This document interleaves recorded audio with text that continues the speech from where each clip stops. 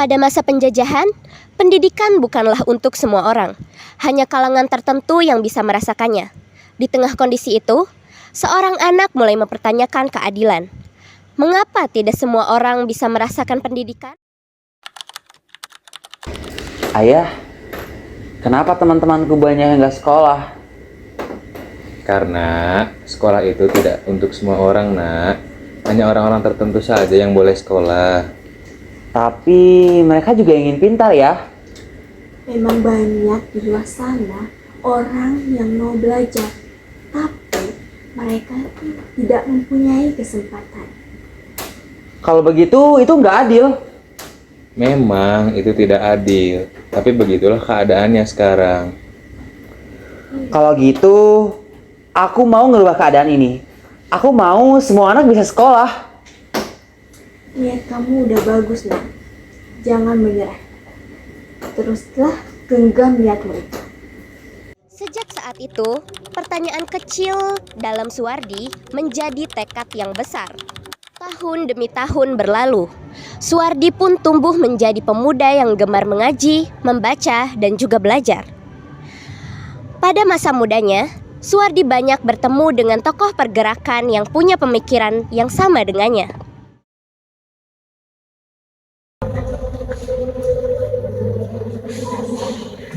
Lagi apa kamu, Nur? Banyak orang desa. Lihat ini. Sekolah pribadi malah dibatasi. Kalau seperti ini, anak-anak yang ingin sekolah tidak akan kembali bisa belajar, dong. Belanda takut jika rakyat kita menjadi pintar. Kalau kita terus dibatasi seperti ini, negara ini nggak akan pernah maju. Karena itu, perjuangan tidak selalu datang dengan senjata, tapi juga dengan pikiran. Kita harus melawan ketidakadilan ini. Kita perlu organisasi. Organisasi yang bisa memperjuangkan hak kebebasan rakyat. In this part.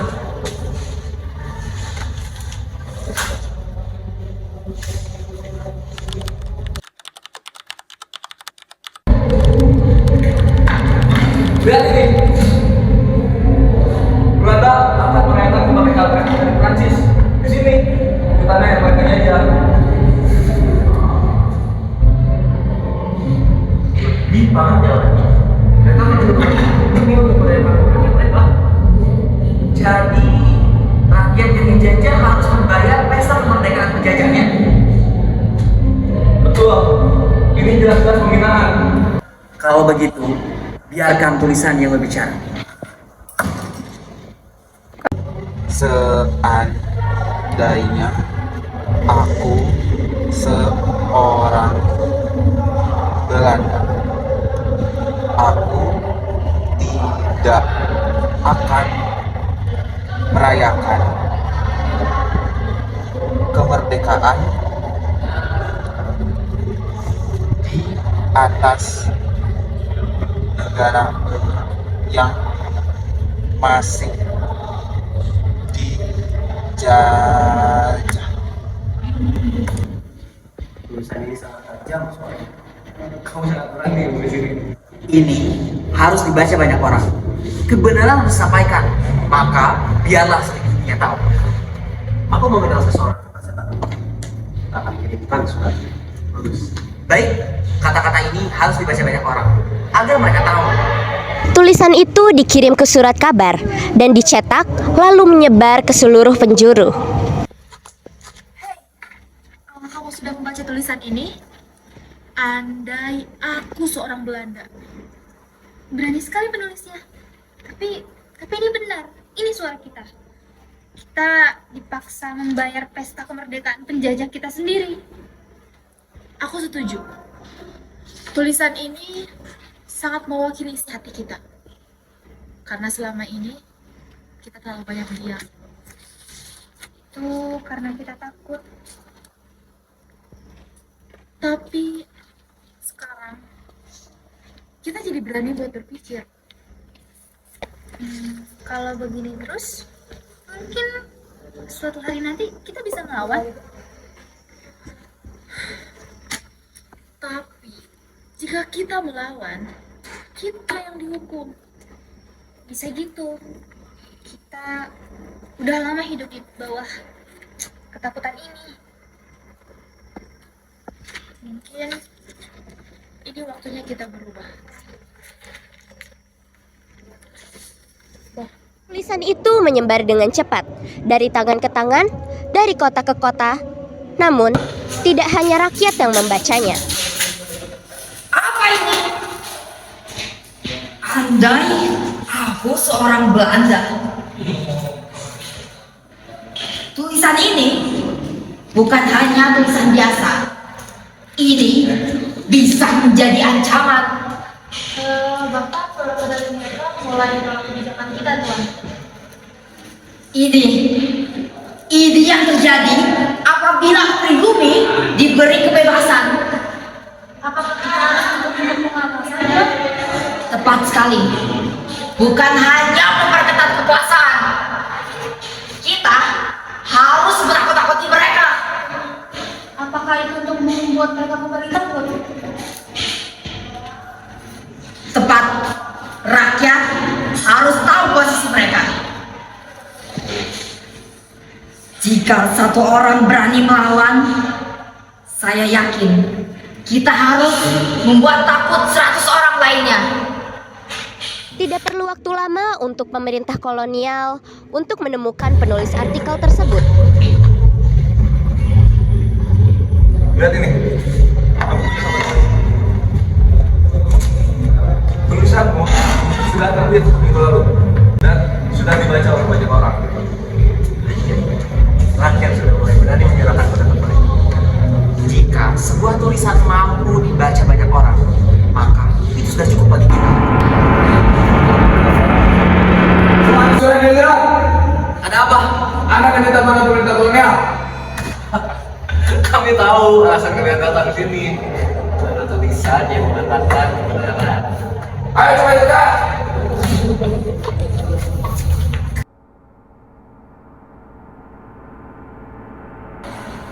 Tulisan kalian telah mencemarkan nama pemerintahan. Aku hanya ingin menyampaikan kebenaran.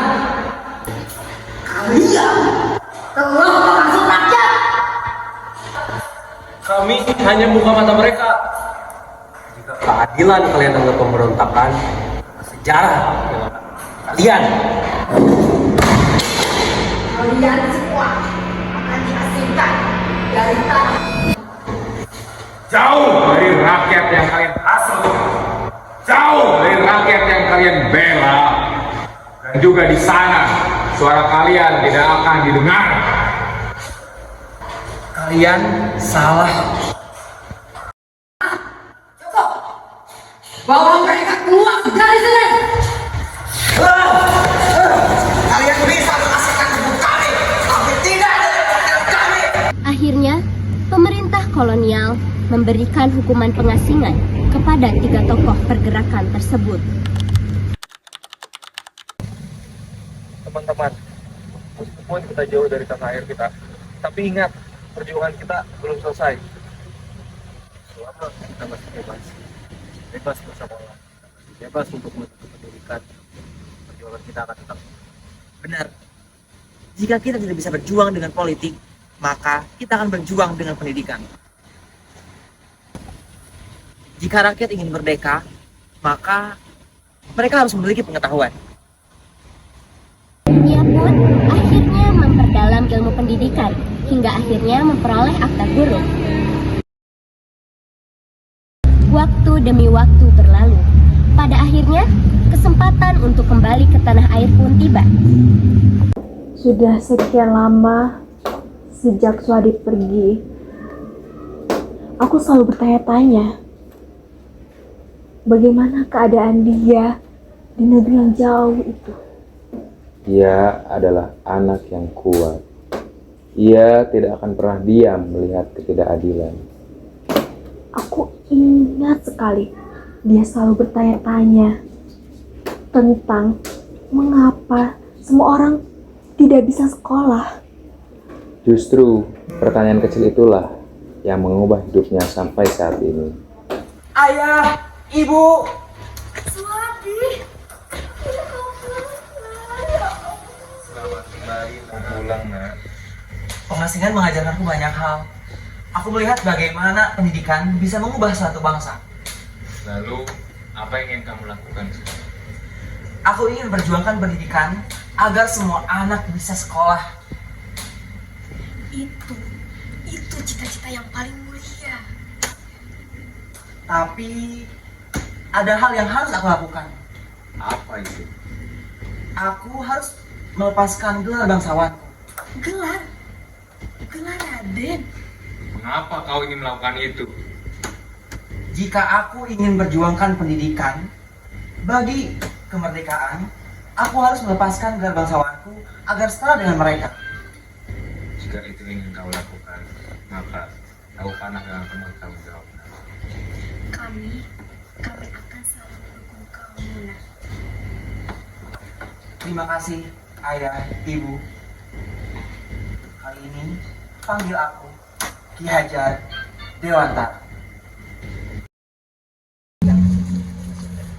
Anakku ingin sekolah, tapi kami tidak punya uang. Sekolah Belanda hanya untuk orang-orang kaya. Kalaupun diterima, pasti guru-gurunya sangat kasar, keras. Sedikit salah, langsung dulu. Aku pernah dipukul cuma karena nggak bisa jawab pelajaran. Aku jadi takut buat belajar. Anak-anak tidak seharusnya belajar dengan rasa takut. Pak, Bapak siapa ya? Aku Ki Hajar Dewantara. Aku ingin mendirikan sebuah sekolah yang dimana semua anak bisa mendapatkan pendidikan. Apakah kami bisa belajar di sana? Kalian bukan hanya bisa, tapi memang berhak. Tempat belajar itu kemudian dikenal sebagai Taman Siswa. Pak, di sini kita nggak akan dihukum kan? Di sini kalian nggak akan dipaksa, karena tugas guru adalah membimbing, bukan untuk menakuti. Lalu bagaimana cara belajar dengan baik, Pak? Ingarso sing tuludo, di depan memberi teladan, ing marjo mangun karso, di tengah memberi semangat, tuturi handayani, di belakang memberi dorongan. Baik, kami mengerti, Pak. Belajarlah dengan merdeka, karena melalui pendidikan kita akan memerdekakan bangsa. Dari sebuah halaman tempat anak-anak belajar, sebuah gerakan pendidikan mulai tumbuh. Apa yang dilakukan Ki Hajar Dewantara bukanlah hanya sekadar sekolah, melainkan sebuah perjuangan dalam memerdekakan manusia melalui pendidikan.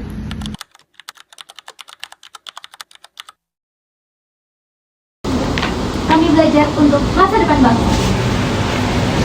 Kami belajar untuk memerdekakan pikiran.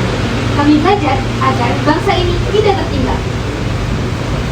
Selama masih ada anak-anak yang ingin belajar, perjuangan pendidikan tidak akan pernah untuk berhenti.